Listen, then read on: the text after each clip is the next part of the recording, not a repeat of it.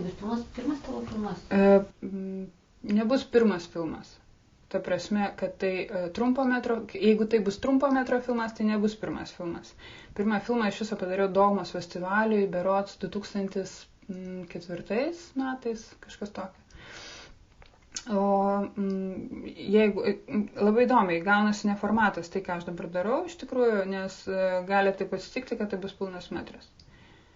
Kai susidėlios istorija, kai suprasiu, kad iš tikrųjų, kaip, nesekant lietuvių tradiciją, kad ilgas planas, mąstom, apie ką čia mes norim parodyti kiną, tai tokio filmo nebus. Ir